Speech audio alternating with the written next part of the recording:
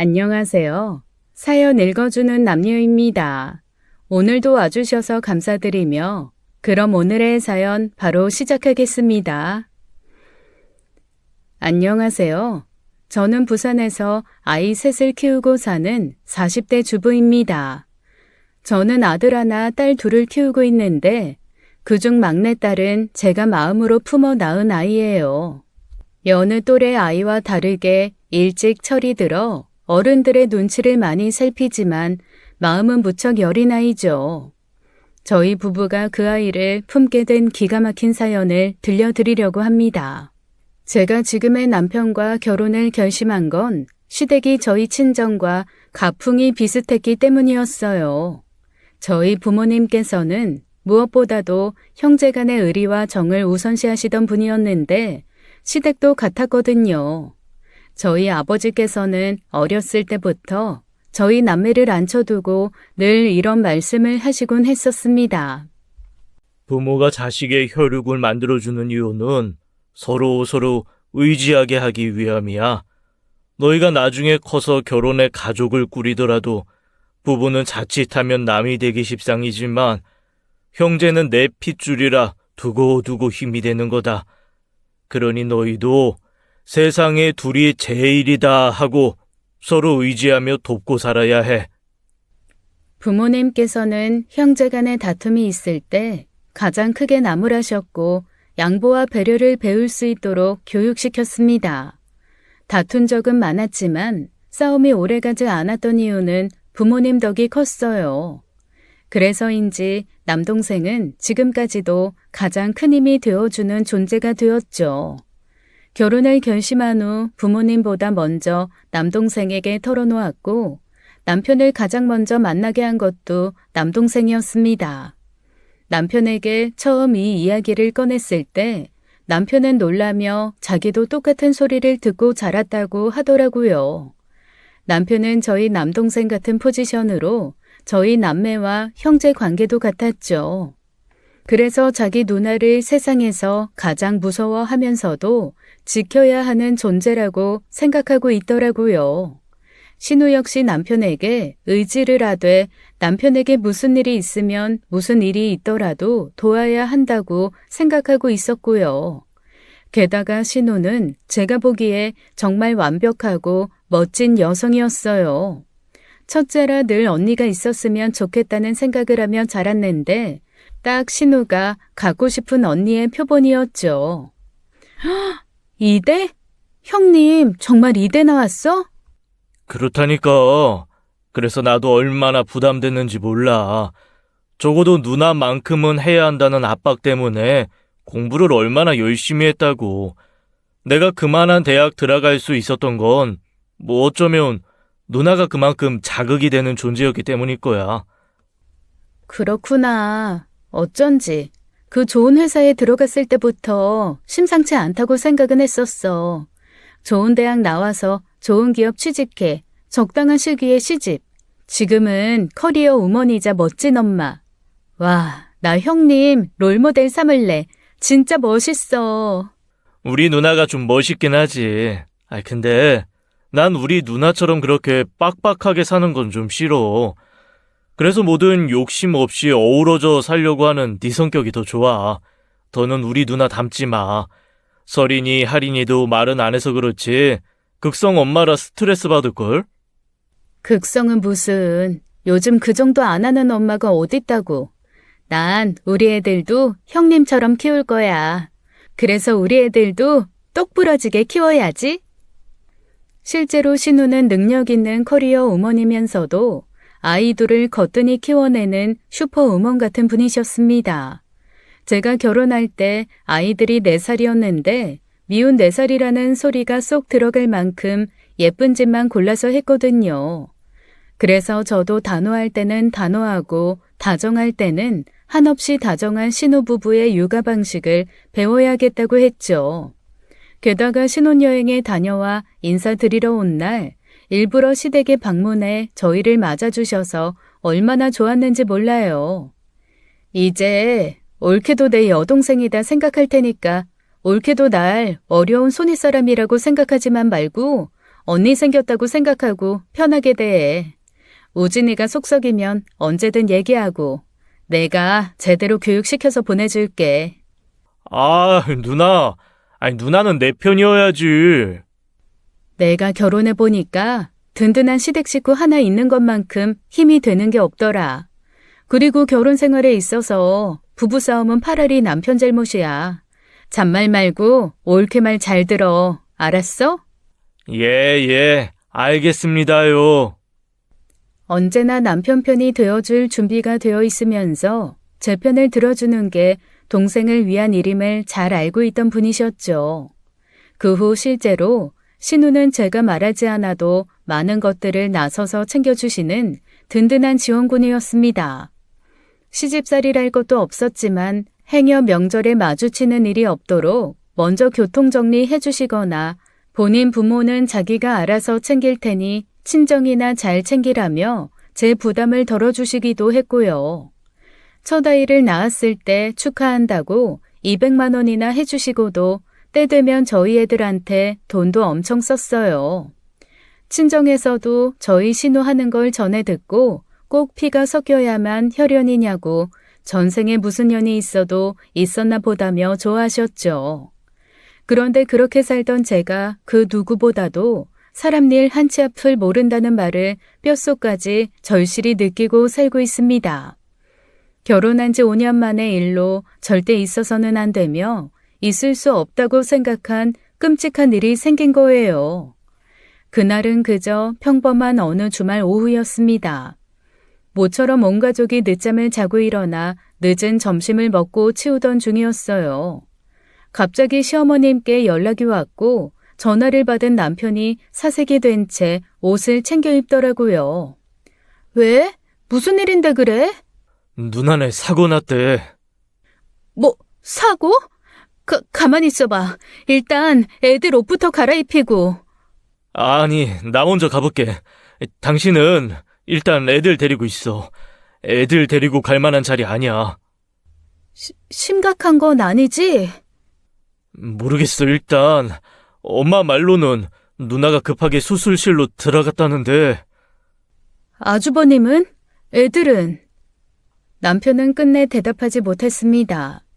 대답 없이 차갑게 굳은 얼굴로 채비하는 남편을 보고 비극적인 미래가 기다리고 있음을 알았죠. 일단 남편이 먼저 병원으로 출발한 뒤 도저히 집에만 있을 수가 없어서 남동생에게 아이들을 맡기고 병원에 갔어요.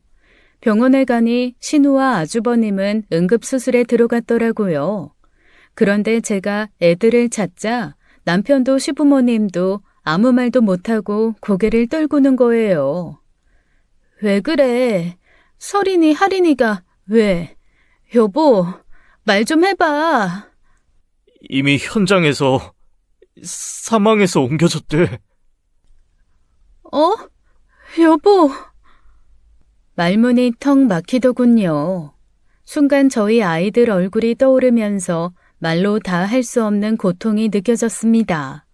시어머니의 곡소리가 복도를 가득 메웠고 그 누구도 시어머니께 조용히 해달란 말을 하지 못했어요. 병원이란 장소가 그렇게 기분 좋은 장소가 아닌 줄은 알지만 저는 그때만큼 그곳이 무서웠던 적이 없었습니다. 삶과 죽음의 경계를 명확히 느꼈으니까요. 그날 신우 가족은 여행을 다녀오던 길이었답니다. 그런데 휴게소를 빠져나온 지 얼마 되지 않아 졸음 운전을 하던 트럭이 아주버님을 운전하는 차를 들이받은 거예요. 어찌나 충격이 컸는지 앞좌석에 앉아있던 신우부부도 중상이었는데 아이들은 그대로 창밖으로 다 튕겨나간 겁니다. 그날 아이들의 안전벨트를 미처 챙기지 못한 것은 신우의 평생 한이 되었죠. 불행 중 천만다행으로 아주버님도 신우도 수술이 무사히 끝나고 의식을 되찾았어요. 하지만 저는 그 두 사람이 의식을 찾는 걸 기다렸으면서도 두려웠습니다. 누군가는 두 사람에게 아이들 소식을 전해야 했으니까요. 아무래도 우리가 말씀드리는 게 낫겠지? 엄마는 말하다 또 쓰러지지. 아버지도 못하실 거고. 내가 할게. 아휴, 어떻게 정말. 형님도 아주버님도 깨어나신 게 지옥일 텐데. 어쩌면 좋아. 현실은 현실이니까 어떻게든 살아야지. 부모가 그렇게 누워 있어 장례도 치르지 못하고 일단 영안실에 있었고 의식이 돌아오는 대로 아이들 장례를 치르기로 했었어요.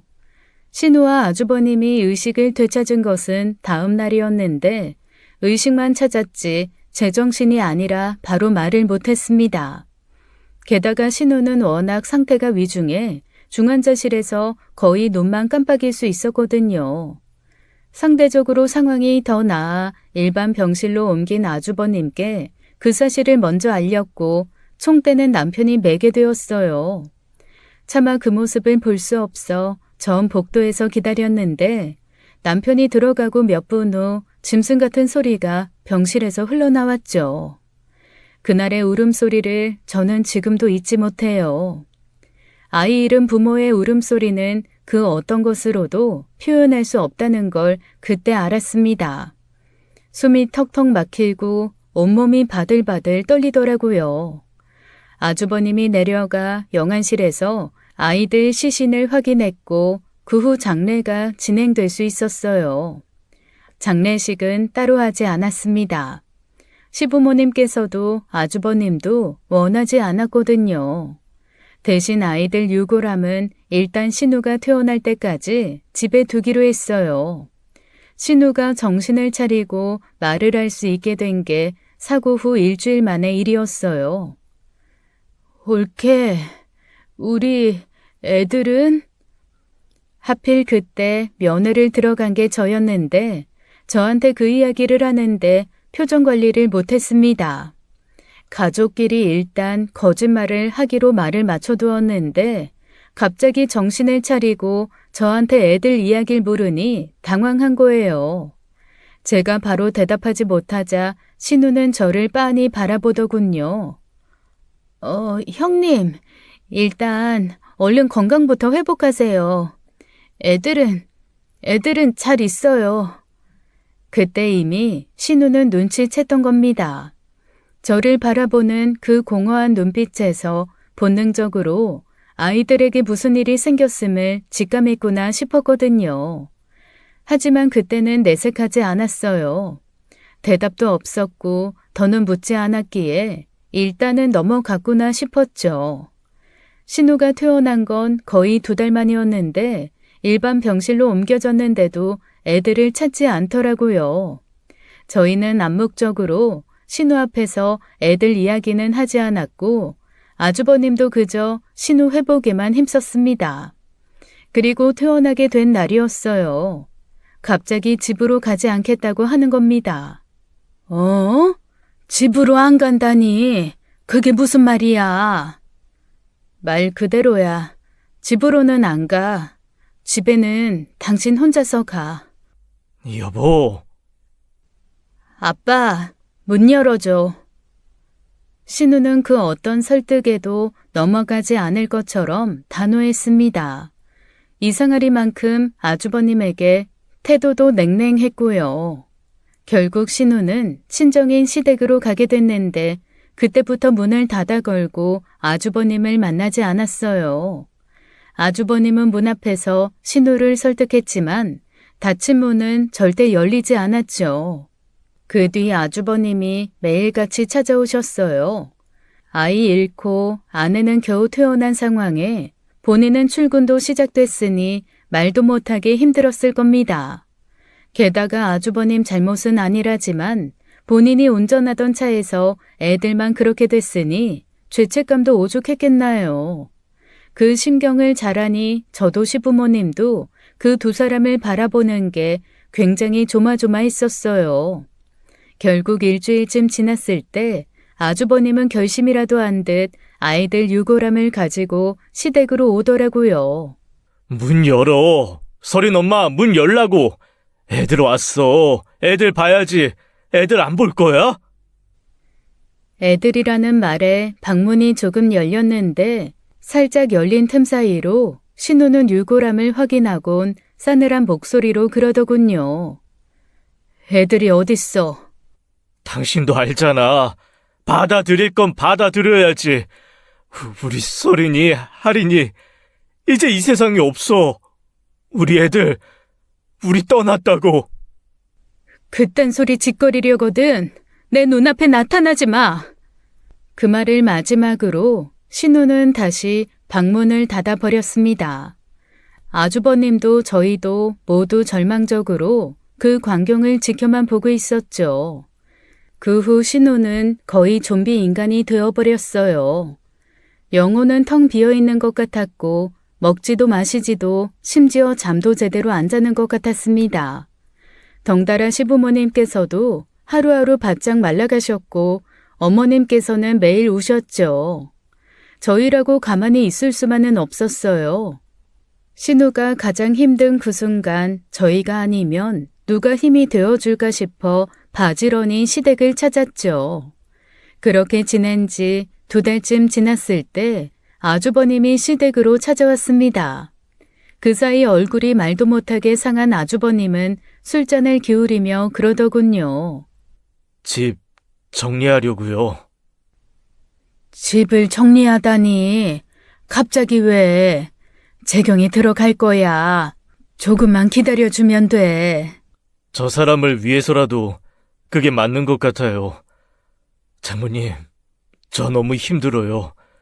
저 사람도 여기 있고 가뜩이나 아무도 없는 집에 들어가 혼자 잘 때마다 괴로워 미칠 것 같아요. 애들 방문은 첫날 말고 열어본 적도 없어요. 당장이라도 그 닫힌 문이 열리면서 할인이가 내고놀이 하자고 나올 것 같고 서린이는 아이돌 댄스 자랑이라도 할 것 같은데 집이 너무 적막해요, 장모님. 그 전까지만 해도 아이 잃은 부모를 본 적이 없었습니다. 만약 본다면 안쓰럽고 슬플 거라고만 생각했는데 직접 보게 되니 말도 못하게 두렵더라고요. 세상에 그보다 더한 지옥이 있을까요? 과연 그 지옥에서 빠져나와 살 수나 있을까요? 두 사람의 삶은 처참하게 망가졌고 두 사람은 마치 온몸이 늪에 잠겨 목만 내놓고 있는 사람들처럼 보였습니다. 매형이 그렇게 하고 싶으면 해요. 누구도 못 말려. 그래요. 이건 아주버님이 결정하실 일이라고 생각해요. 누나 저러고 있는데 매형이라도 정신 차리고 어떻게든 살아야죠. 애들 짐 정리는 저희가 도울게요. 아주버님 부탁으로 아이들 방 정리를 하러 가서 얼마나 울었는지 모릅니다. 아이들 옷을 정리해 상자에 넣고 애들이 그린 그림, 노트, 사진을 보면서 한참 눈물을 쏟았어요. 외숙모인 저도 이 정도인데 부모가 어떻게 이걸 하나 나였어도 못하겠다 했죠.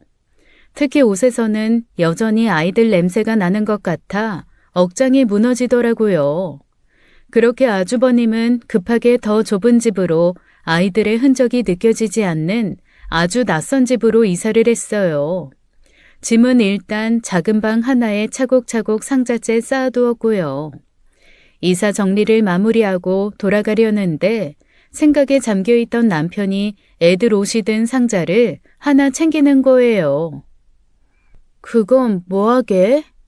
누나 언제까지 저렇게 둘 수는 없잖아. 정신 차려야지. 힘들어 하시잖아. 조금만 더 기다려주자. 대체 언제까지? 매형 얼굴 상한 거 안 보여? 자기만 자식 잃었어? 매형은 안 슬퍼서 저러고 있겠어? 왜 지 혼자 애 잃은 것처럼? 이 모든 상황이 매형 탓인 것처럼 저러냐고. 남편은 그 길로 옷상자를 들고 시댁으로 갔습니다. 그리고 가자마자 신우 방문을 미친 듯이 쾅쾅 두드렸어요. 저러다 문고리 뜯어지겠다 싶을 때쯤 문이 열리더라고요. 남편은 바로 문을 세게 밀어젖히고 신우를 향해 아이들 옷을 전부 쏟아부었습니다. 정신 차려! 서린이가, 할인이가 이 모습 보고 좋다고 하겠다. 누구보다도 자기 엄마가 세상에서 멋진 사람이라고 하던 애들인데, 나중에 누나 같은 엄마가 되겠다고 하던 애들인데, 애들이 하늘에서 이 모습 보면 어떨 것 같아? 신우는 날벼락을 맞은 사람처럼 떨어진 애들 옷을 내려다보았습니다. 그러더니 믿기 힘들다는 듯이 그대로 주저앉아 애들 옷을 하나씩 들어 얼굴에 파묻더라고요. 그 순간 신우의 얼굴이 말도 못하게 일그러졌어요. 애들 옷에서 애들 냄새가 났거든요. 저도 옷 정리를 하면서 가장 힘들었던 부분이었습니다. 평소 그 집에서 쓰던 섬유 유연제 냄새와 더불어 묘하게 조카들에게서 나는 냄새가 느껴지더라고요. 분명 엄마인 신우는 그걸 명확히 느꼈겠죠. 경련을 일으키듯 바들바들 떨던 신우는 옷을 얼굴에 파묻고 비명을 내지르기 시작했어요. 그건 말로 표현할 길이 없는 그야말로 짐승의 울부짖음이었고 저는 차마 볼 수가 없어 집 밖으로 나와버렸죠. 현실은 잔혹하게도 나아가기 위해서는 발을 뻗어야 했습니다. 다행인 건 아이들의 죽음을 깨닫고 난 후부터는 신우도 변하기 시작했다는 거예요. 비록 그 과정이 보는 사람마저도 눈을 질끔 감게 할 만큼 고통스럽게 보였지만 신우는 살아가기 위한 준비를 시작했죠. 그리고 신우는 이혼을 택했습니다. 이혼? 아니 대체 왜? 그냥 설인 아빠랑 못 살겠어서 그래. 그러니까 대체 왜? 그게 문서방 잘못이야? 문서방이 잘못해서 벌어진 일도 아닌데 너 왜 자꾸 문서방 탓을 해? 설인 아빠 탓을 하는 게 아니라 그냥 힘들어서 그래. 나도 알아. 설인 아빠 문제 아닌 거. 근데 그냥 힘들어. 동병상련이라고 서로 얼싸안고 같이 헤쳐나가고 그런 거 하기 싫어. 나 힘든 거 보여주고 싶지도 않고 설인 아빠 힘든 것도 보고 싶지 않아. 너답지 않게 왜 그래? 너 그렇게 무책임하지 않잖아. 그런 이유로 이혼한다고 하면 문서방은 순순히 받아들일 것 같아. 그게 얼마나 이기적인 선택인지 아느냔 말이야. 알아. 다 내 탓이야. 설인 아빠 탓할 생각 없어. 그냥 힘들어. 그게 전부야. 차라리 별거를 해. 당분간만 헤어져 살아. 그러면 됐지. 이혼은 무슨 이혼이야. 말도 안 되는 생각하지 마. 이거 누나한테 도움되는 거 아니야. 내 일이야. 내 인생이고. 우진이 네가 참견할 부분 아니야. 아이 누나. 아무튼 다들 그렇게 알아줘. 설인 아빠랑은 조만간 만나서 서류 정리할 거야. 어떻게든 설득할 거니까 그 문제는 걱정하지 말고. 신우는 단호했습니다. 본인이 결정한 일에는 항상 그렇게 단호함을 보였어요. 평소 깔끔하게 일 처리를 하던 그 태도로 이혼 문제도 처리하더군요. 물론 아주버님은 절대 안 된다고 했지만 결국 신우 뜻을 꺾지는 못했어요. 당신이랑 사는 미래에 불행밖에 보이지 않는다는 말을 듣고 무너지지 않을 배우자가 어딨겠어요. 어쩌면 문제는 거기서부터였을지 모릅니다. 사고는 우리 힘으로 어찌 해볼 수 없는 일이었지만 신우의 이혼은 우리 힘으로 어떻게든 막았어야 할 문제였던 것 같아요. 그 이후 일어나게 될 그 끔찍한 일련의 사건들이 다 그 이혼에서 시작된 것 같았거든요. 이혼 후 아주버님은 이상 그 집에서 살았고 신우는 친정인 시댁에서 살았습니다. 여보세요? 어머니, 식사는 하셨어요? 형님은 좀 어때요? 아까 재경이랑 같이 김치볶음밥 해서 먹었어. 요즘 먹는 양이 좀 는 것 같기도 하고 하여튼 요즘은 좀 괜찮아. 다행이네요. 이번 주말에 애들 아빠랑 한번 들를게요. 이재랑 윤재는 안 오고? 아무래도 좀 그래서요. 형님 괜히 애들 보면 힘들어하시지 않을까요? 아휴, 아직은 힘들겠지. 그래도 네 아버지랑 나도 이재랑 윤재 본 지도 좀 됐고 애기들 그렇게 가고 나서부터 계속 눈이 밟혀 보고 싶은데. 그럼 형님 없을 때 자리 마련해 볼게요. 사고 이후 저희는 일부러 시댁에 갈 때 아이들을 데려가지 않았어요. 큰애가 4살, 작은애가 2살이었는데 올케한테 맡기거나 친정엄마가 와서 봐주시곤 했죠. 그 부분은 남편과 상의해 결정한 일로 신우가 먼저 아이들을 찾기 전까지는 그럴 생각이었습니다. 신우와 함께 살기 시작한 이후 시부모님께서도 많이 힘들어하셔서 시댁을 찾는 일이 늘었어요. 그러던 어느 날 시댁 근처에 온 저는 이상하게 전보다 길고양이 밥그릇이 늘어났다는 걸 알게 됐습니다. 시부모님이 살고 계신 집이 다세대 주택이거든요. 그날도 집 앞에 고양이가 밥을 먹고 있는 것을 보고 의아하다고 생각하긴 했어요. 그전에는 한 번도 본 적이 없었거든요. 평소 같으면 그냥 그러려니 하고 넘어갔을 일이 제 눈에 들어온 건 시어머니께서 고양이를 무서워하기 때문이었습니다. 근처에만 있어도 소스라치게 놀라며 언짢아 하시는 것을 몇 번 봐서 아파트로 이사를 권하기도 했었거든요. 어머니, 요즘 부쩍 고양이가 많이 보이네요. 괜찮으세요? 아유, 말도 마라. 아주 친절머리가 나서 죽겠어. 누가 집 근처에 밥 주고 있는 것 같던데요? 그게 누구겠냐? 저의 물단지지. 네? 설마 형님이 주시는 거예요? 형님도 어머님 고양이 무서워하는 거 아시잖아요. 고양이 싫어하고 무서워하는 지 엄마보다 길에서 추위에서 덜덜 떠는 고양이 팔자가 더 걱정이 되나 보다. 알고 보니 그 문제로 시어머니와 신우는 조금씩 갈등을 키워나가고 있는 상황이었습니다.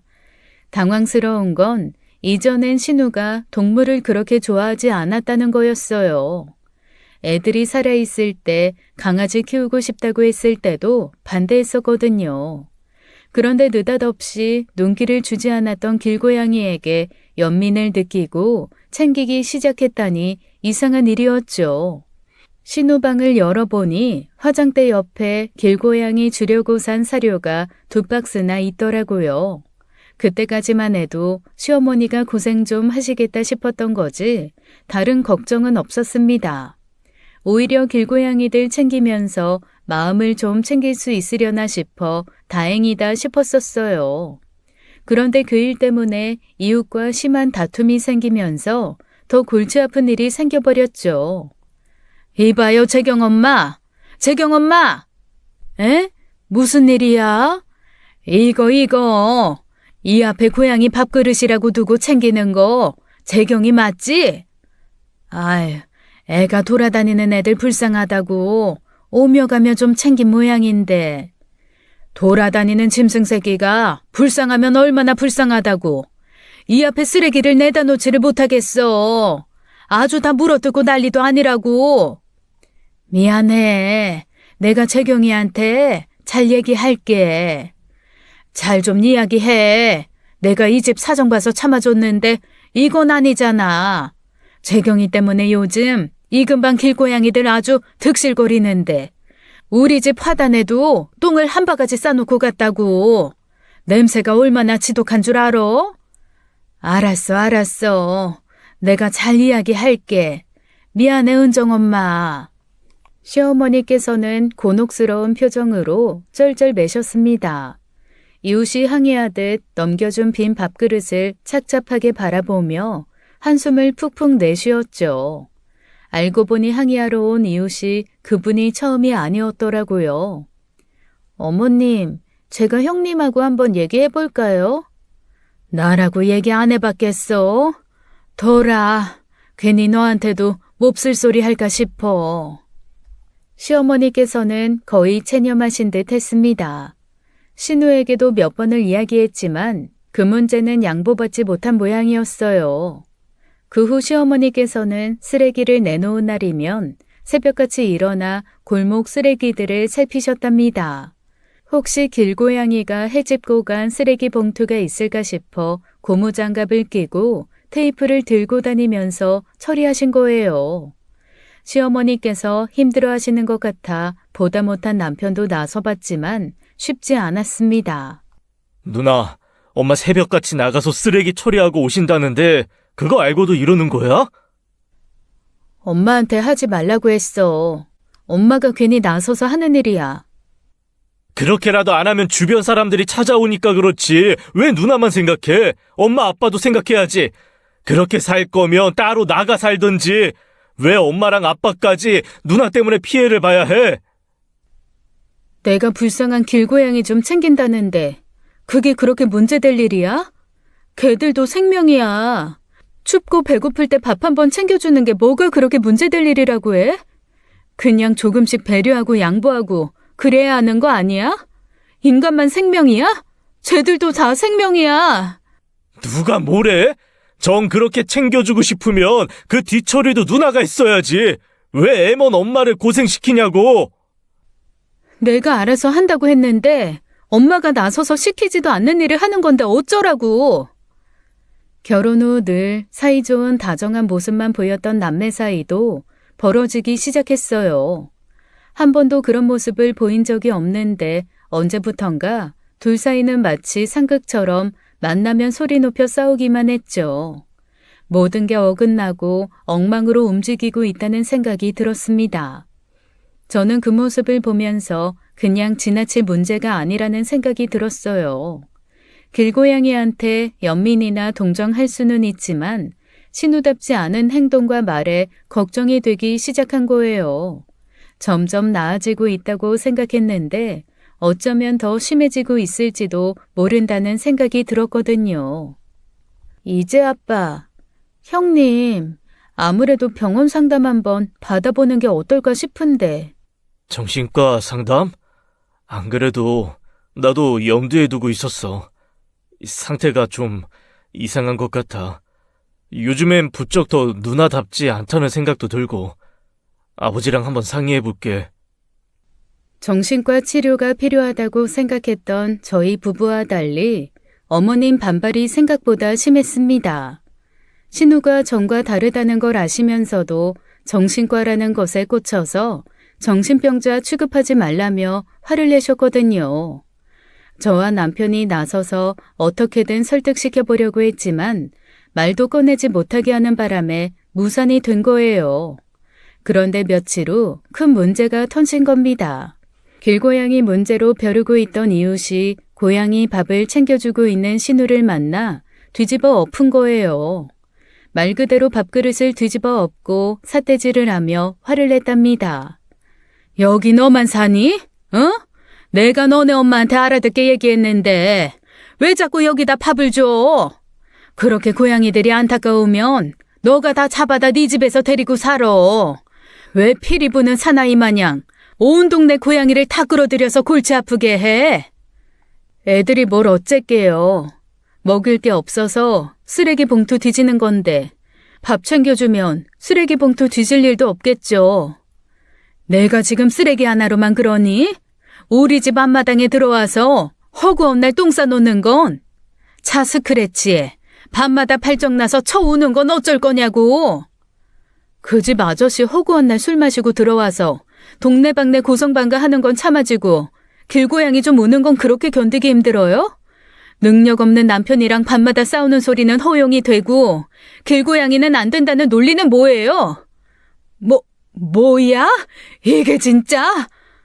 결국 신우는 시어머니 뻘인 옆집 아주머니와 머리채를 잡고 싸우는 기겁할 만한 사건에 휘말렸고 그 일로 경찰서까지 가게 되었습니다. 시부모님께서는 허리가 남아나지 않을 때까지 숙이고 다니며 사과하셔야 했어요. 사실 대부분의 이웃분은 고양이 밥 챙겨주시는 것에 큰 반대가 없으셨는데 몇몇 이웃분들이 어머님처럼 고양이를 싫어하셔서 문제가 더 커진 거였죠. 그 일로 시아버지께서도 크게 화내시며 신우에게 그럴 거면 당장 집 나가라고 으름장을 놓으셨고 시어머니께서는 정서적으로 안정이 되지 못한 신우한테 무슨 일이 생길까 싶어 전전긍긍 하셨습니다. 거기서 끝났으면 차라리 좋았을 거예요. 그 후 길고양이 밥을 주지 않기로 결론이 나면서 신우가 정말로 온 동네 고양이들을 전부 집안으로 들이기 시작한 겁니다. 고양이 포획틀을 사서 신우 방에만 4마리의 고양이를 키우기 시작한 거예요. 결국 시어머니가 쓰러지셨다는 소리에 부랴부랴 달려간 시댁은 그야말로 개판, 아니 고양이판이었습니다. 더는 두고 볼 수만은 없는 문제였고 남편이 총대를 메고 신우이를 정신과에 넣어 입원 치료를 시켰죠. 신우가 데려온 고양이들은 전부 유기동물보호소에 보내게 되었고요. 어딜 보내? 보호소? 절대 안 돼. 거기 보내면 결국 다 죽어. 안락사 시킨다고. 형님, 저희가 잘 알아보고 보내는 곳이에요. 거긴 동물을 전부 받는 기관이 아니라서 입양이 될 때까지 기다렸다가 입양된 개체수만큼 유기동물을 받고 하는 곳이래요. 거짓말 하지 마. 그런 곳이 어딨어. 말도 안 되는 소리 하지 마. 보내면 나 죽어버릴 거야? 아빠, 보내지 마. 나 올 때까지 한 마리도 보내면 안 돼. 보호소에 보낸다는 이야기에 눈이 뒤집혀 난동을 피우던 그 모습을 잊지 못합니다. 제가 알던 그 멋지고 당찬 신우의 모습은 이미 온데간데 없이 사라지고 없더라고요. 그나마 다행인 건 입원 치료를 받기 시작하면서 신우의 상태가 많이 호전되었다는 거예요. 더는 길고양이에 집착하는 모습도 보이지 않고 약을 꼬박꼬박 챙겨 먹다 보니 부작용인지 살도 붙더라고요. 사고 이후 말도 못하게 얼굴이 안 좋아져서 걱정이었는데 오히려 부작용이 사람을 살린 거죠. 그뿐만이 아니라 퇴원 후 한 달 만에 독립도 하고 취직해 회사 생활도 시작했습니다. 가끔 아주버님을 만나기도 하는 것 같더라고요. 그 과정이 꼬박 3년이 걸린 어마어마한 대장정이었어요. 기다리면 결국 봄은 온다더니 그 지긋지긋한 겨울이 끝을 보이자 다들 얼마나 안도했는지 모릅니다.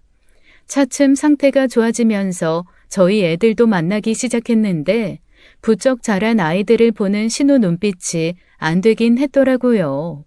저희 애들을 보는 신우의 눈빛은 그야말로 부모만이 알 수 있는 그 눈빛이었거든요.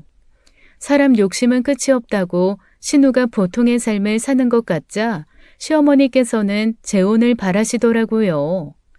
재경아, 문서방이랑 다시 합칠 생각 없어? 말도 안 되는 소리 좀 하지 마. 그럴 생각 눈꽃만큼도 없어. 문서방이랑 재결합이 싫으면 그러지 말고 좋은 남자 있으면 소개받고 재혼해. 너 아직 한창일 나이인데 언제까지 혼자 살 거야? 나한테 바랄 걸 바래. 내가 문서방이랑도 헤어진 마당에 다른 남자 만나서 결혼해서 살겠어? 그러지 말고. 엄마, 그만해. 누나가 싫다잖아. 누나는 재혼할 생각 아니면 엄마 아빠 걱정할 일 없게 잘 살아.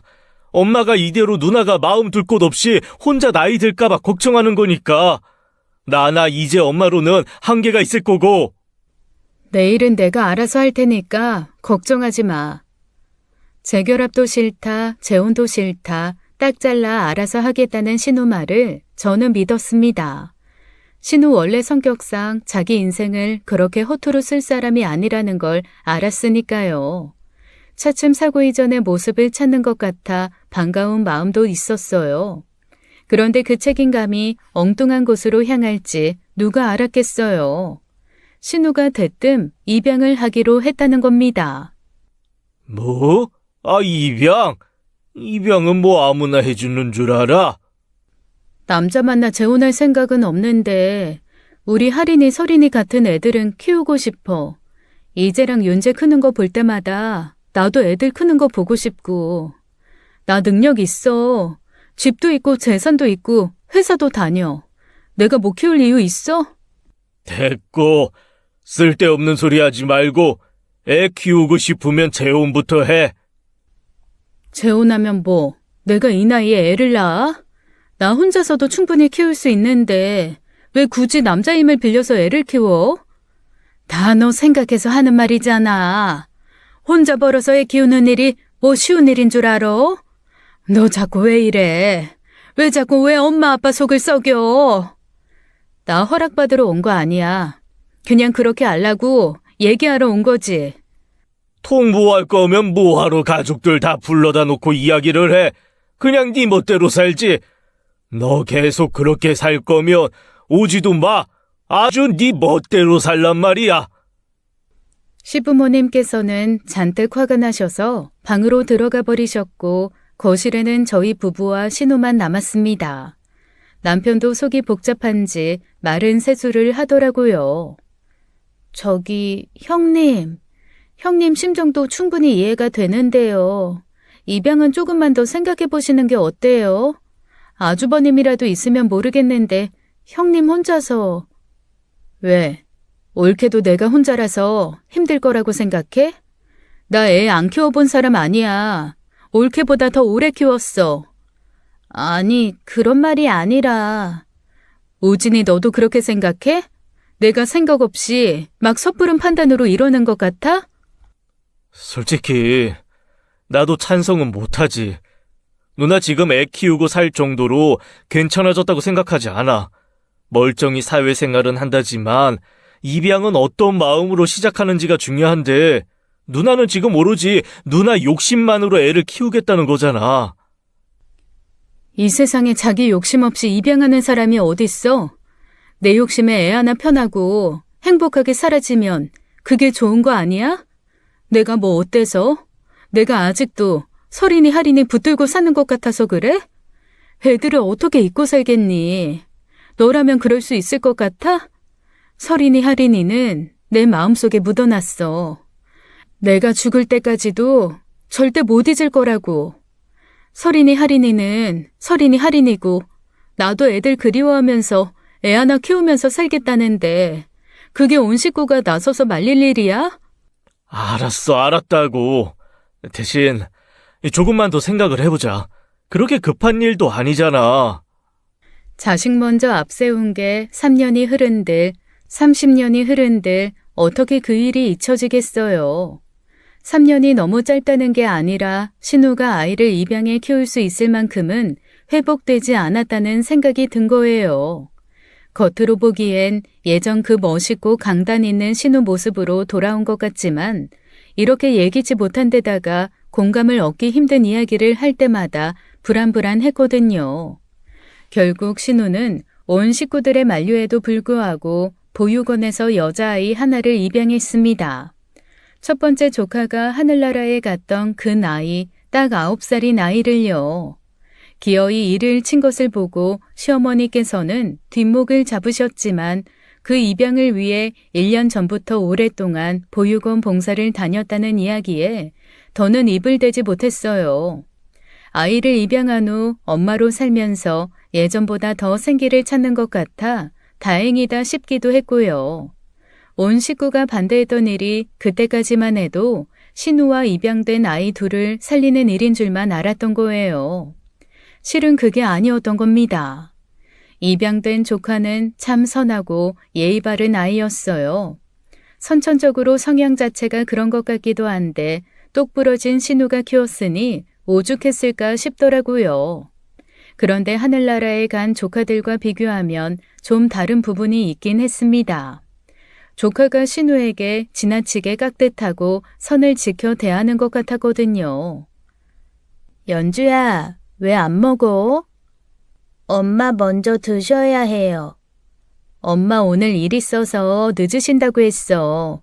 먼저 먹어도 돼. 그냥 엄마 오시면 먹을래요. 처음엔 시댁이 낯설어서 그런 줄 알았는데 몇 달이 지나도록 변함이 없더라고요.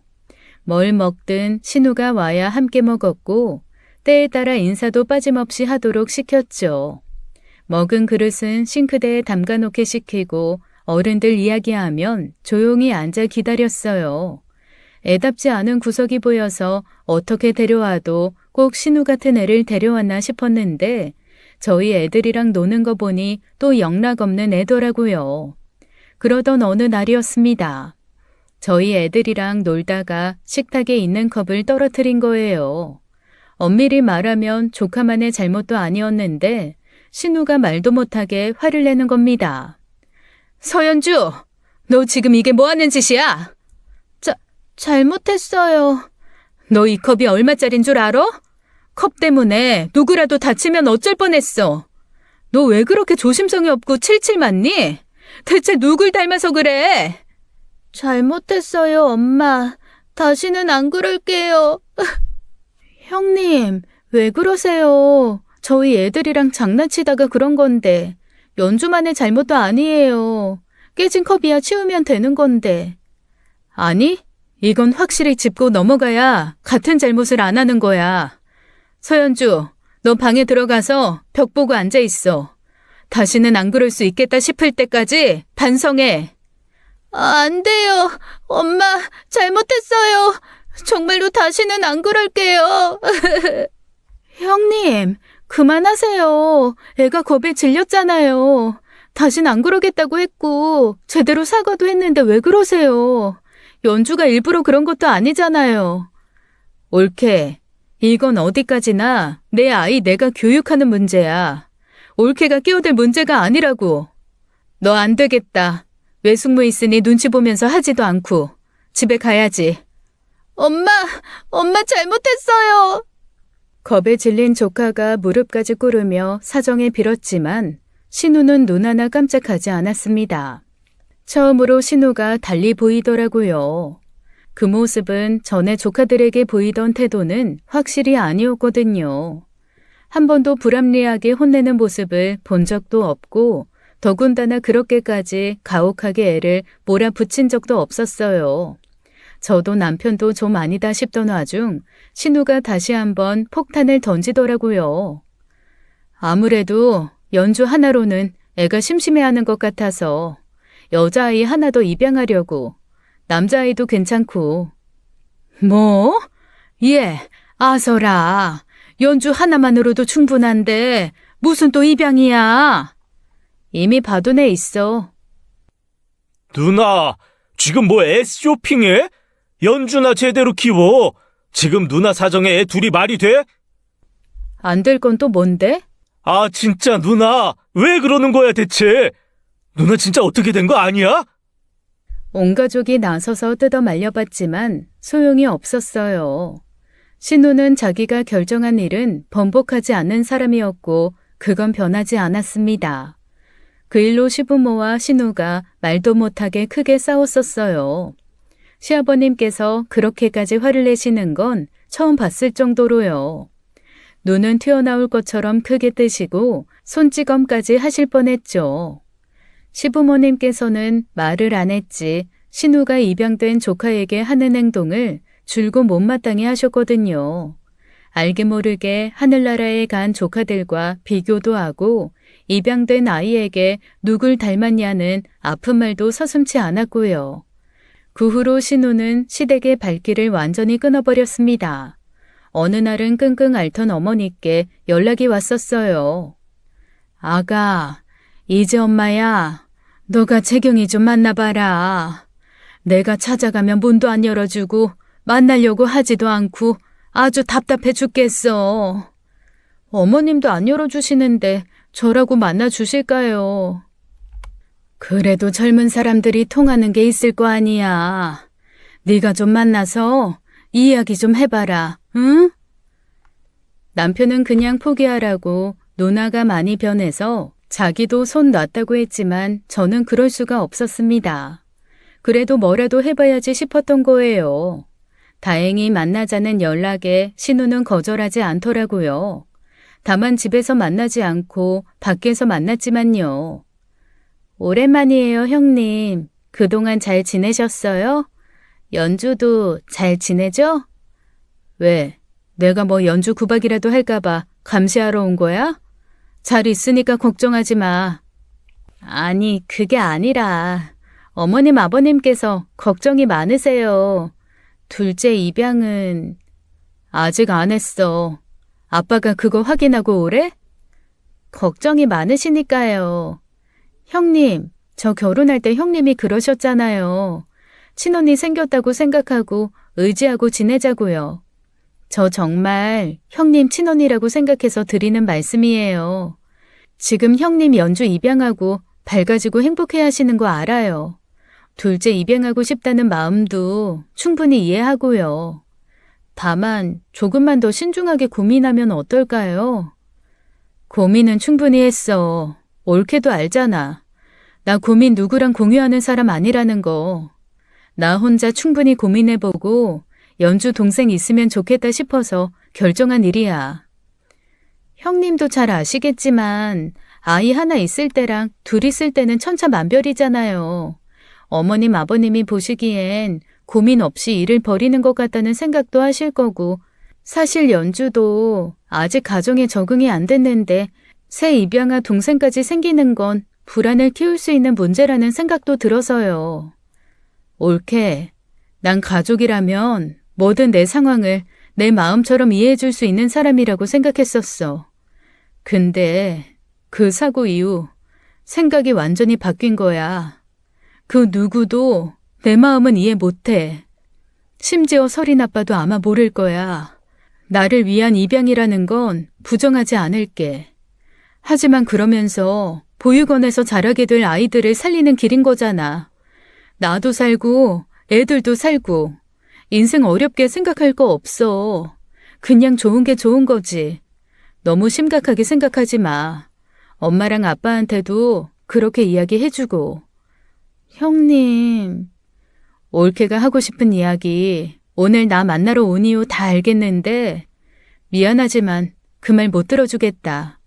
괜히 올케 말 들어줬다간 앞으로 엄마 귀찮은 심부름 다 올케가 해야 할 거야. 먼저 일어날게. 결국 저는 시부모님의 도움이 되진 못했습니다. 그 후로 신우는 저희 부부와도 연락을 또 끊어버렸어요. 신우의 태도에 답답해하던 남편이 신우를 찾아갔지만 소용이 없었죠. 그러던 어느 날 전 아주버님이 남편한테 연락이 온 거예요. 급하게 전 아주버님을 만나러 갔다 온 남편은 한껏 어두운 안색이 되어 돌아왔죠. 왜? 무슨 일인데 그래? 누나가 매영 찾아왔더래. 한동안 연락이 없었는데 입양 문제로 매영이 필요하다고 했다나 봐. 입양하는데 아주버님이 왜 필요해? 연주는 문제 없었잖아. 둘째라 좀 조건이 더 붙었나 봐. 누나 형편상 둘이 좀 힘들다고 판단한 것 같기도 하고. 그래서 좀 도와달라고 혼자면 혼인신고라도 좀 해달라고 했대. 뭐? 아, 형님 진짜 너무하시다. 아주버님 심정은 전혀 고려 안 하시는 거야? 그게 되는 사람이면 이혼도 안 했겠지. 매영은 아직도 애들 이야기만 나와도 우는데 누나는 아예 잊어버린 사람처럼 어떨 때 보면 무섭기까지 해. 그 사고 이후로 아무래도 딴 사람으로 바뀐 것 같아. 그렇지 않고서야 이렇게 매번 이기적인 선택으로 주변을 곤란하게 하지도 않았겠지. 아, 형님 정말 왜 그러실까? 다행히 전 아주버님께서는 그 제안을 거절하셨고 그렇게 신우의 둘째 입양은 물 건너갔나 싶었습니다. 하지만 그 뒤에 벌어질 일을 생각하면 차라리 둘째 입양이 되는 게 더 나았을 수도 있겠다 싶더라고요. 아니 따지고 보면 첫째 입양부터가 잘못했던지요. 그렇게 형님과 연락을 끊고 산 지도 어언 7개월가량이 흘렀던 어느 날이었습니다. 갑자기 시어머님께 다급한 연락이 온 거예요. 현진아, 나 지금 경찰서야. 우진이가 전화를 안 받아서 너한테 했어. 네? 경찰서라뇨? 무슨 일이신데요? 얼른 좀 와줘. 이게 대체 무슨 일인지 모르겠다. 알았어요. 지금 갈게요. 지금 갈 테니까 진정하시고 조금만 기다리세요. 저는 텔레비전을 보던 남편과 함께 급하게 어머님이 말씀하신 경찰서로 달려갔습니다. 그런데 그곳에는 어머님뿐만 아니라 신우도 같이 있더라고요. 어머님은 눈물 범벅이고 신우는 그냥 넋을 놓고 앉아 있었죠. 이게 대체 무슨 일이에요, 어머니? 경찰관님, 이게 대체... 김수님 씨는 미성년자 약취 유인죄로 현장에서 체포되어 오셨습니다. 예? 미성년자 약취 유인이요? 아니, 그게 무슨 말도 안 되는... 저와 남편은 경악하며 시어머니를 바라보았습니다. 하지만 바로 신우이에게 눈길이 가더라고요. 직감적으로 알았던 거예요. 이건 어머님 문제가 아니다. 신우 문제가 확실하다라고요. 남편도 같은 생각이었는지 바로 신우에게 다가가더군요. 누나, 이게 어떻게 된 일이야? 미성년자 약취 유인이라니. 엄마가 그랬다고? 말도 안 되는 소리 하지 마. 엄마가 그런 짓을 할 이유도 배짱도 없는데. 안 그래도 저희도 그 점을 조사하려고 하던 차였어요. 그런데 두 분 다 협조적이지 않으셔서 보호자님들을 부른 겁니다. 사실 저희도 김수님 씨가 아니라 서재경 씨가 범인이라고 생각하고 있어요. 어떻게 된 일인지 차근차근 좀 말씀해 주시겠어요? 저희가 지금 너무 경황이 없어서. 네, 몇 년 전 담비돈에서 아이 4명이 실종되는 사건이 발생했는데 그 아이들이 모두 서재경 씨 집에서 발견이 되었습니다. 담비돈이요? 네, 인근의 보육원이에요. 보육원? 설마 누나 아니지? 진짜 누나가 한 짓이야? 남편이 기겁하며 신우에게 물었지만 신우는 고장난 인형처럼 앉아있을 뿐이었어요. 알고 보니 신우는 두 번째 입양이 불발되면서 해선 안 될 생각을 하고 만 것이었습니다. 다니던 보육원에서 눈에 밟히는 애들 4명을 데리고 자기 집으로 가버린 것이었어요. 그 바람에 보육원이 발칵 뒤집혔고 경찰이 움직였죠. 일을 치고 나서 혼자서 감당하기 힘들었는지 시어머니께 연락을 했고 시어머니가 그 사실을 알고 모든 것을 본인이 뒤집어 쓰려고 했던 거예요. 평소 사소한 거짓말 하나 못하시는 양반이라 경찰의 추궁에 말문이 막혀버렸던 것이고요. 자초지종을 듣던 남편은 얼굴이 새빨개졌고 결국 분을 이기지 못하고 앉아있던 신우에게 가서 뺨을 후려쳐버렸습니다. 야, 서재경! 정신 차리라고! 신우는 그제야 남편을 바라보더군요. 그러면서 눈을 질끈 감고는 겨우 말문을 열었어요. 우리 설인이 할인이 천국에 가서 편안하게 살려면 어쩔 수가 없잖아. 뭐? 대체 그게 무슨 말이야? 말을 알아듣게 해!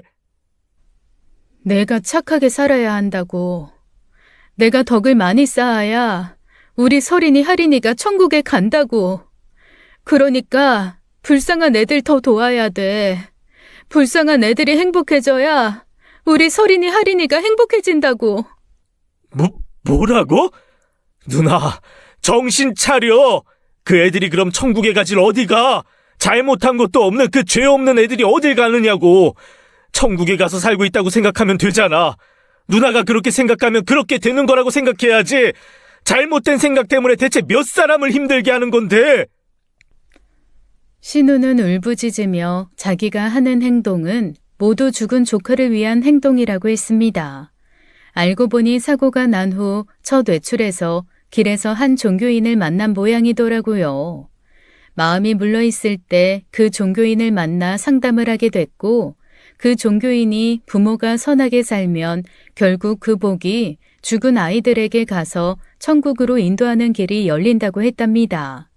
사실 그러면서 특별한 기도금이 있다고 했는데 돈까지는 안 준 모양이었어요.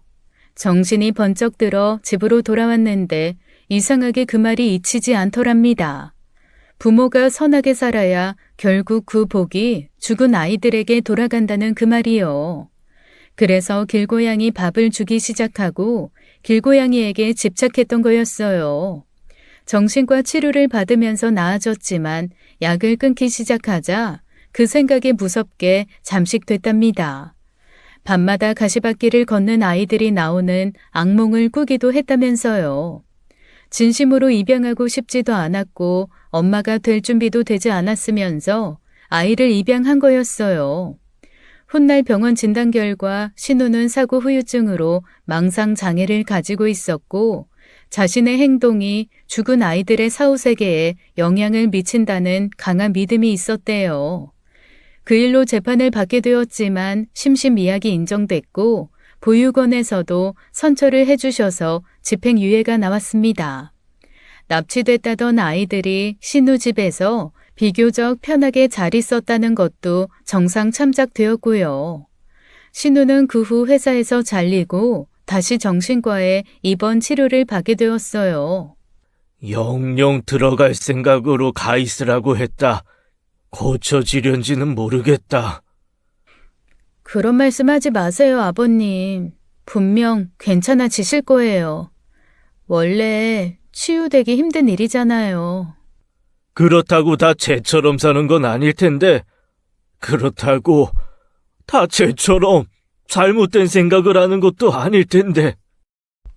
아버님의 무거운 한숨에 저희 부부도 얼마나 마음이 아팠는지 모릅니다. 문제는 신우에게 입양된 그 아이였어요.